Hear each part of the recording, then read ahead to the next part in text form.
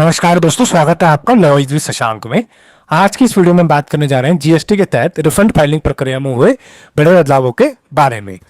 चाहे हो recipient of dean export, या फिर हो export of services with payment of tax, या फिर हो supplies made to SCZ unit या SEZ developer with payment of tax, या फिर हो on account of refund of supplier of deemed export. हर प्रकार के रिफंड से जुड़ी नई प्रक्रिया और अपडेट को हम आसान भाषा में इस वीडियो में समझाएंगे। अगर आप एक व्यापारी हैं या जीएसटी फाइलिंग से जुड़े हैं तो ये वीडियो आपके लिए बेहद जरूरी है। वीडियो को अंत तक जरूर देखें और अगर हमारी जानकारी आपको उपयोगी लगी तो वीडियो को लाइक करना ना भूलें, इस वीडियो को शेयर करें और हमारे चैनल लॉइज विद शशांक को सब्सक्राइब करना ना भूलें, ताकि आपको मिलते रहे ऐसे ही लेटेस्ट अपडेट और गाइडेंस बिल्कुल सरल और आसान भाषा में। तो चलिए दोस्तों, शुरू करते हैं आज का वीडियो। वीडियो की शुरुआत करते हैं और जानते हैं उस पहले रिफंड टाइप के बारे में जिसके अंतर्गत चेंजेस हुए हैं। तो रिफंड का वो पहला टाइप है रेसिपिएंट ऑफ डीम्ड एक्सपोर्ट। तो रेसिपिएंट ऑफ डीम्ड एक्सपोर्ट के अंदर क्या क्या चेंजेस हुए हैं उसके पहले हम जानेंगे कि डीम्ड एक्सपोर्ट होता क्या है, और अगर हमें कोई भी एफएन एप्लीकेशन को अप्लाई करना हो तो हम कैसे अप्लाई करते हैं। तो सबसे पहले हम जानते हैं कि अगर हमें कोई भी रिफंड की एप्लीकेशन को अप्लाई करना हो तो हमें कैसे अप्लाई करेंगे। तो सबसे पहले हम जीएसटी पोर्टल में लॉगिन करेंगे। उसके बाद हम सर्विसेज के टैब में जाएंगे। जैसे हम सर्विसेज के टैब पे क्लिक करेंगे, हमें वहाँ पे एक रिफंड का टैब दिखाई देगा। हमें उस रिफंड के टैब पे क्लिक करना है। उसके बाद एक आपको ऑप्शन से होगा एप्लीकेशन फॉर रिफंड, आपको उस पर क्लिक करना है। उसके बाद आप जिस भी रिफंड टाइप को सेलेक्ट करना चाहते हैं या जिसको भी आप अप्लाई करना चाहते हैं उस पर आप क्लिक करेंगे और उसके बाद क्रिएट रिफंड एप्लीकेशन का ऑप्शन सेलेक्ट करेंगे, जिसके बाद आप अपनी रिफंड एप्लीकेशन को अप्लाई कर पाएंगे। इस प्रोसेस से आप कोई भी रिफंड एप्लीकेशन को अप्लाई कर सकते हैं, चाहे वो refund by recipient of deemed export हो, चाहे इलेक्ट्रॉनिक कैश लेजर का हो, चाहे इलेक्ट्रॉनिक क्रेडिट लेजर का हो। ठीक है, तो आइए जानते हैं कि डीम्ड एक्सपोर्ट होता क्या है। तो what are deemed export? Deemed export are those supplies of goods that are notified by the government on the recommendation of the council as deemed exports, where the goods supplied do not leave India. Payment for such supplies is received in Indian rupees or convertible foreign exchange, and such goods are manufactured in India. ठीक है, तो deemed export देखिए वो supply होती है जो government notified करती है जीएसटी काउंसिल के रिकमेंडेशन के बाद। तो वो कौन कौन सी सप्लाईज होती हैं आपकी? वो गुड्स जो इंडिया से बाहर सप्लाई ना हुए हो, ठीक है, और उन सप्लाईज की जो पेमेंट है वो रिसीव हुई हो इंडियन रुपीज में या फिर कन्वर्टेबल फॉरेन एक्सचेंज में आई हो हमारे पास, और वो गुड्स आपके मैन्युफैक्चर्ड हुए हो इंडिया में। ठीक है, अब देखिए कौन कौन सी कैटेगरीज हैं जिसको हम डीम्ड एक्सपोर्ट मानते हैं या जो डिक्लेयर्ड है एज ए डीम्ड एक्सपोर्ट। तो सबसे पहली कैटेगरी है supply of goods by a registered person against advance authorisation. ठीक है जी। दूसरी कैटेगरी है supply of capital goods by a registered person against export promotional capital goods authorisation. ठीक है, थर्ड कैटेगरी है supply of goods by a registered person to export oriented unit, और fourth category है supply of gold by a bank और public sector undertaking. तो ये जो चारों कैटेगरी हैं जिसके बारे में अभी हमने जाना है, ये सारों की चारों कैटेगरी हमारी क्या कहलाती हैं? ये चारों की चारों कैटेगरी हमारी कहलाती है डीम्ड एक्सपोर्ट। तो इनसे रिलेटेड जो भी सर्विसेज होगी वो हमारी डीम्ड एक्सपोर्ट कहलाएंगी। तो अब हम जानते हैं कि रिफंड एप्लीकेशन कब फाइल की जाती है by recipient of deemed export. ठीक है, तो if the recipient of deemed export has paid the tax amount on inward supplies received which is qualified as deemed export and have taken credit of tax paid in their electronic credit ledger, then the recipient of deemed export can claim refund of tax amount paid by them, which has been posted as input tax credit in their electronic credit ledger, by providing the declaration that the supplier has neither claimed or nor shall claim any refund with respect to the said supplies. ठीक है, जब भी कोई recipient है जो deemed export का, वो tax पे करता है इनवर्ड सप्लाईज में, ठीक है, जो उसको रिसीव होती है, जो क्वालिफाइड है एज ए डीम्ड एक्सपोर्ट, जो हमने चार कैटेगरी के ऊपर बात करी। ठीक है, और वो उसका इनपुट टैक्स क्रेडिट ले लेता है, और वो उसका जो इनपुट टैक्स क्रेडिट है उसका कहाँ पे शो होगा? इलेक्ट्रॉनिक क्रेडिट लेजर में। ठीक है, तो उसका जो है वो रिफंड क्लेम कर सकता है, और बशर्ते उसकी कंडीशन एक ये है कि वो इनपुट टैक्स क्रेडिट उसके इलेक्ट्रॉनिक क्रेडिट लेजर में शो होना चाहिए। ठीक है, और उसको एक डिक्लेरेशन देनी पड़ेगी कि उसने उन जो पर्टिकुलर सप्लाईज है जिसका वो रिफंड क्लेम करना चाह रहा है, उसने पहले उससे रिलेटेड उसका कोई भी रिफंड क्लेम नहीं किया है। ठीक है, आइए अब बात करते हैं कि जब हम रिफंड एप्लीकेशन फाइल करते हैं रिसिपिएंट ऑफ डीम्ड एक्सपोर्ट की, तो हमें कौन कौन से डॉक्यूमेंट्स का ध्यान रखना होता है। ठीक है, so the applicant have to upload documents as are required to be filed along with RFD 01 as notified under CGST rules or circular issued in the matter and other such document as the refund sanctioning authority may require. ठीक है, तो जो भी act as per GST rules और circular के accordingly documents हैं वो RFD 01 के अंदर फाइल होंगे अलॉन्ग विद स्टेटमेंट 5B साथ में मैंडेटरली अप्रूव होगी जब हम रिफंड एप्लीकेशन को अप्लाई करेंगे। ठीक है, और टैक्स पेयर के पास ऑप्शन होता है कि वो up to 15 documents refund application के साथ लगा सकता है, जो उसका साइज होगा वो 5 MB ईच होगा। ठीक है, तो आइए अब जानते हैं कि रिसिपिएंट ऑफ डीम्ड एक्सपोर्ट के अंदर रिफंड एप्लीकेशन में क्या क्या बदलाव हुए हैं या क्या क्या चेंजेस हुए हैं। तो जैसे कि आप देख पा रहे हैं कि GSTN has made the following changes in the refund application process under the category on account of refund by recipient of deemed export। ठीक है, तो आइए बात करते हैं पहले पॉइंट के बारे में। Refund application under this category no longer need to be filed in the chronological order of tax period, which means taxpayers are not required to select from period and to period while filing a refund application। ठीक है, तो देखिए पहले point में दो जो sentence है बड़े इंपॉर्टेंट है, no longer need to be filed in chronological order और second from period to period. तो इसका मतलब क्या हुआ कि अब जो रिफंड एप्लीकेशन है वो आपको क्रोनोलॉजिकल ऑर्डर में फाइल करने की रिक्वायरमेंट नहीं है। ठीक है, तो जब आप रिफंड एप्लीकेशन फाइल करेंगे तो अब आपको फ्रॉम और टू पीरियड सेलेक्ट करने की रिक्वायरमेंट नहीं है, अब आप डायरेक्टली फाइल कर सकते हैं विदाउट क्रोनोलॉजिकल ऑर्डर। ठीक है, सेकंड पॉइंट है taxpayer must ensure that all the returns GSTR 1 and 3B due till the date of refund application are duly filed। तो मतलब कि जब आप रिफंड एप्लीकेशन अप्लाई कर रहे हैं तो आपकी GSTR 1 और GSTR 3B ठीक है वो अप टू डेट होनी चाहिए, कोई भी ड्यू नहीं होनी चाहिए। ठीक है, तो अब हम आगे देखेंगे थर्ड पॉइंट के बारे में। हमारा थर्ड पॉइंट है under the subcategory the table amount eligible for refund has been modified। ठीक है, तो जब आप रिफंड एप्लीकेशन फाइल करते हैं रिसिपिएंट ऑफ डीम्ड एक्सपोर्ट की, तो वहां पे आपको एक कैटेगरी शो होती है, टेबल आती है अमाउंट एलिजिबल फॉर रिफंड। ठीक है, तो उसका जो कॉलम 1 2 3 4 है उसके अंदर क्या क्या चेंजेस हुए हैं अब ये बात करते हैं। तो जो कॉलम नंबर 1 है उसका balance in electronic credit laser at the time of filing of refund application. ठीक है, तो ये जो कॉलम है ये अब आपको ऑटो पॉपुलेटेड शो होगा जब आप रिफंड एप्लीकेशन फाइल करेंगे, मीन्स कि आपका IGST बैलेंस कितना है ये आपको ऑटोमेटिकली शो हो जाएगा। ठीक है, एक बार इसको रीड कर लेते हैं। This column will reflect the balance available under various head in electronic credit laser at the time of filing of application, it will be auto populated. ठीक है, अब आपको ये ऑटो पॉपुलेटेड शो होगा। अब सेकेंड कॉलम जो है net input tax credit of deemed export as per uploaded invoice.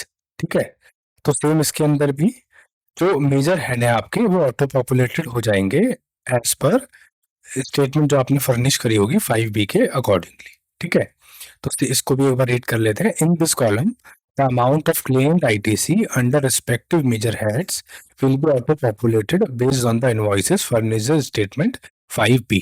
ठीक है, थर्ड है column 3 refund amount as per the uploaded invoices.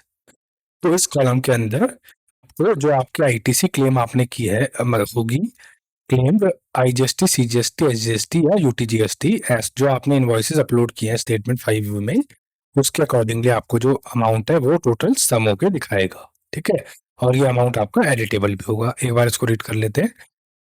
Reflect the sum of amount of ITC claimed under the all major heads IGST, CGST, SGST, UTGST as per the invoices uploaded by taxpayer in statement 5B and shall be downward editable। ठीक है जी, एक बार column number 4 देखते हैं eligible refund amount.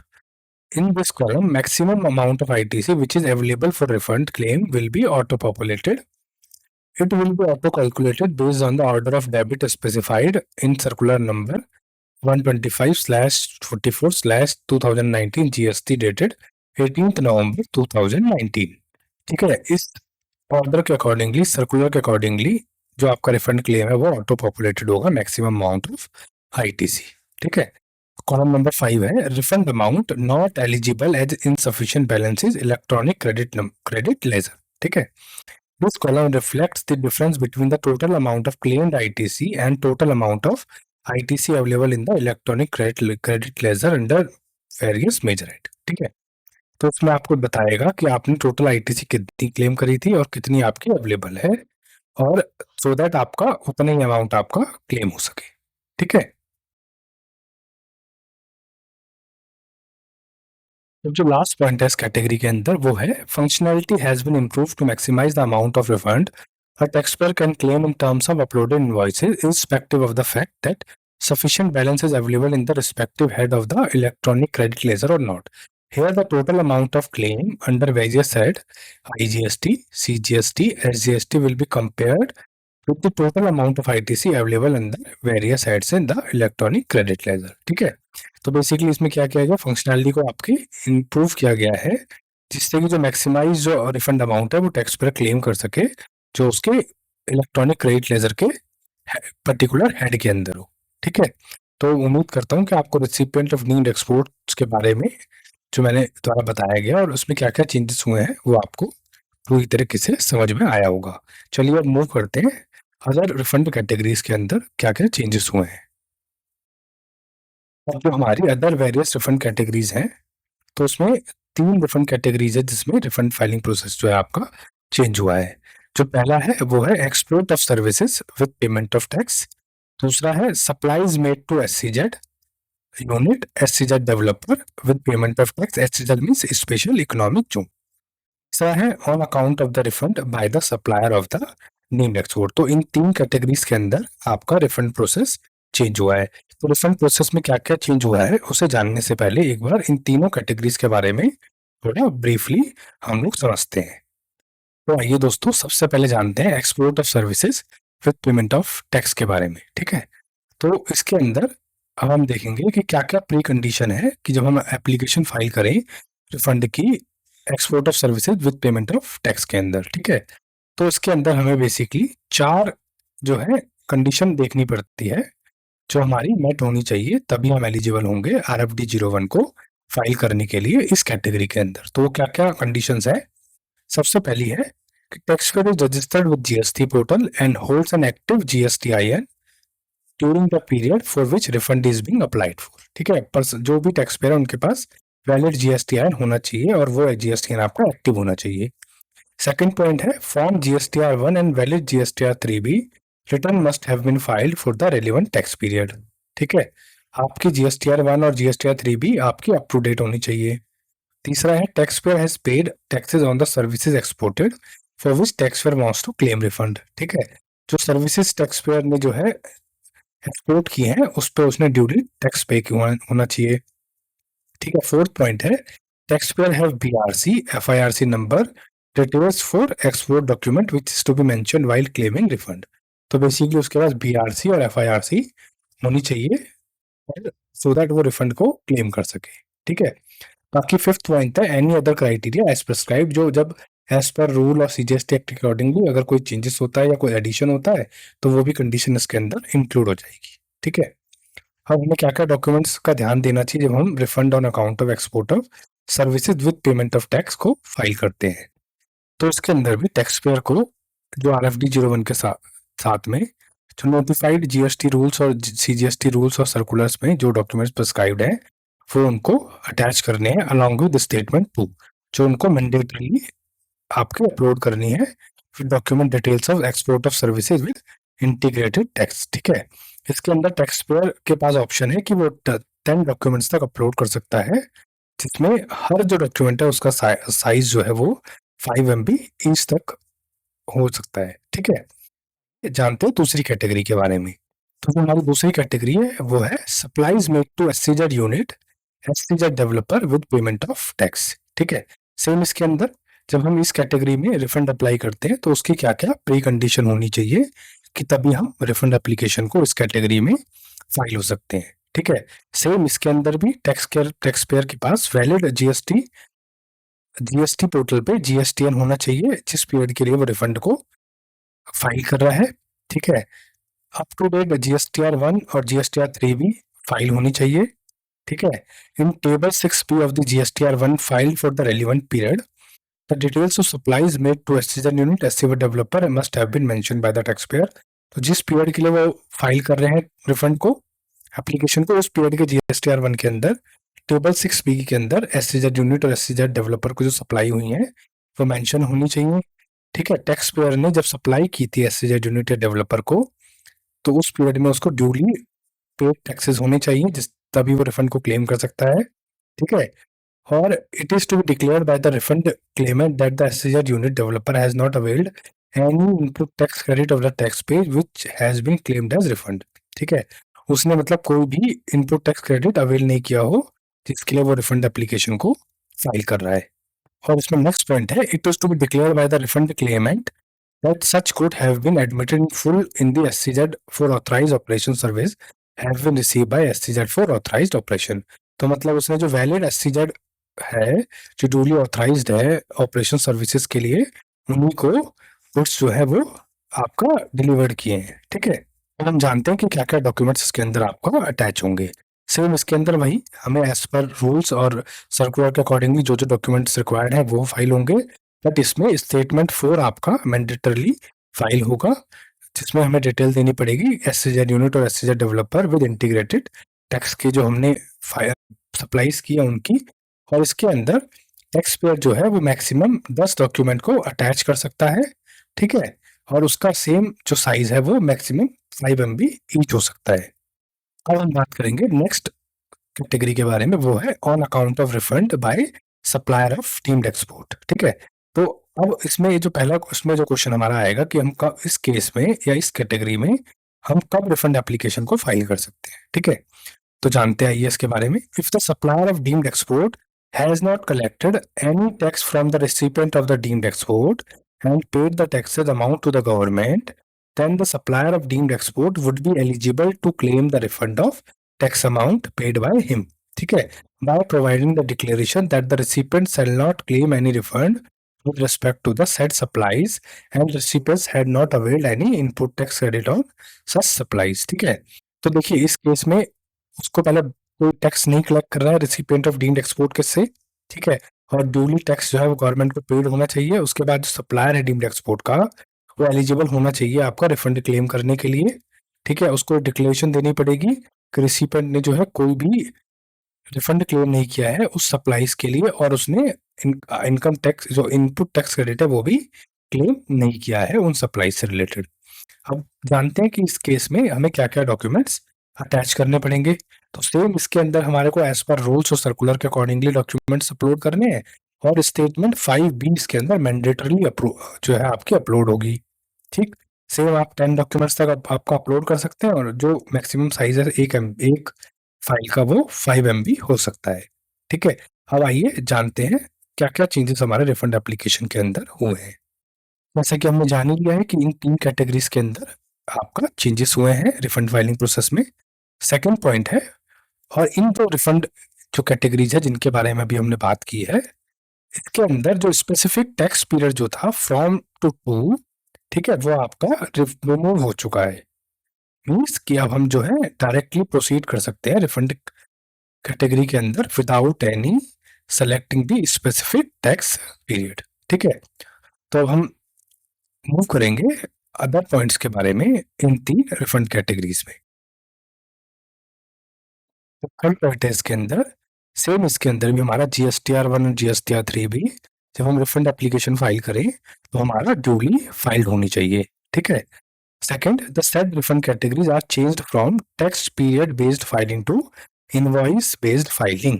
मतलब हमारा जो ये refund applications है इन 3 कैटेगरीज की, वो टैक्स पीरियड बेस्ड फाइलिंग से बढ़ के चेंज हो गई है इनवॉइस बेस्ड फाइलिंग के अंदर। ठीक है। अब जो टैक्स पेयर है can upload eligible invoices and claim a refund in the following statement.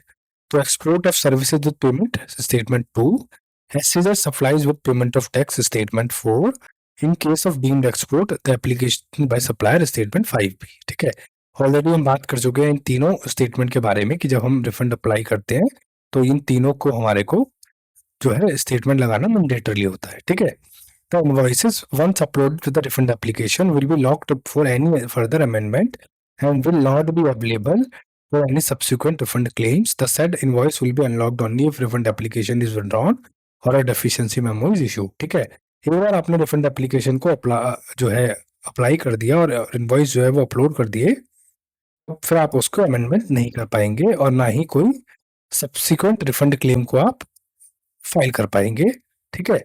और आपके जो वो इनवॉइस हैं वो अनलॉक हो जाएंगे जब तक कि आप या तो रिफंड एप्लीकेशन को विड्रॉ नहीं करते या डिफिशिएंसी मेमो को आपको रिफंड जो प्रोसेसिंग ऑफिसर है वो इशू नहीं करते हैं, ठीक है।